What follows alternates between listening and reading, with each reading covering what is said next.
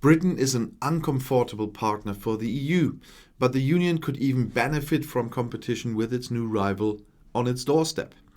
Chaos is kind of averted again shortly before the end. The trade agreement between Great Britain and the EU agreed on Christmas Eve is only provisionally in force because the approval of the European Parliament is still missing. It's supposed to come today. The deadline for this is the end of April, and MEPs have long hesitated because the British government is not implementing customs rules for Northern Ireland as agreed. But just today, the parliamentarians will approve the agreement grudgingly to prevent further upheavals. Despite the trade treaty agreement under the Christmas tree, the relationship with Great Britain remains difficult. It's always good for a little drama. The kingdom is an uncomfortable partner for the EU, and that won't change anytime soon. But this fact also has its good sides. Great Britain is inconvenient because the government still prefers national sovereignty over business interests for easier trade. The anger in Northern Ireland is sparked by the fact that companies delivering food, plants or animals to there from England, Scotland and Wales have to prove that the goods meet EU health protection standards. This bureaucracy, including checks at the ports, is necessary because the trucks could then drive to the Republic of Ireland without further controls, and thus into the EU internal market. After all, despite Brexit, there are no border controls on the Irish island. Brussels and London agreed on this so as not to burden the peace process in Northern Ireland. Prime Minister Boris Johnson could drastically reduce this new conflict-ridden customs bureaucracy between Northern Ireland and the rest of the kingdom. For this, his government would only have to guarantee that it would continue to adhere to EU rules for food. But Brexit was a very painful process for the UK. Therefore, Johnson does not want to immediately give up the freedom it has just gained from EU regulations. Otherwise, the question would inevitably arise, what was the person of the whole insane theater in the end? It looks similar in the money industry. Europe's most important financial center, London, has lost easy access to the EU market. The Commission could at least offer the London banks somewhat cheaper access. The prerequisite for this would be that the authority certifies Great Britain that it has comparable regulation.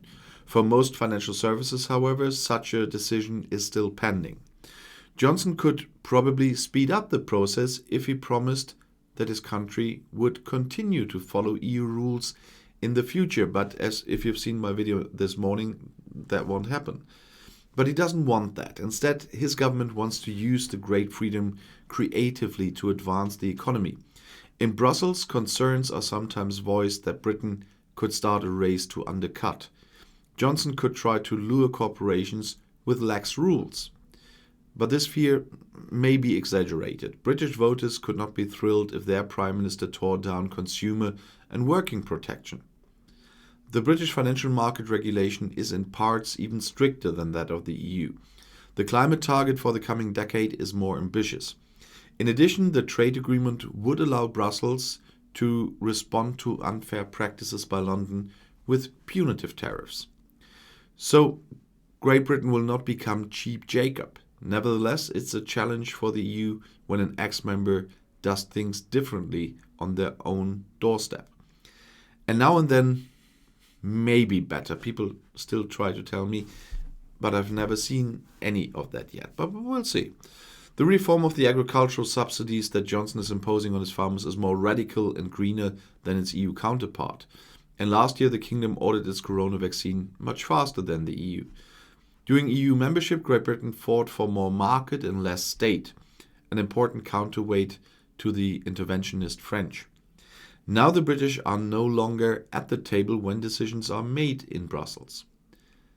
That might seem a major loss, but at least Great Britain can now exert beneficial external pressure on the EU as an uncomfortable rival who sometimes acts faster, more flexibly and more risk-taking, and is less obsessed with regulation. This competition can only do the lazy Colossus EU good. Of course,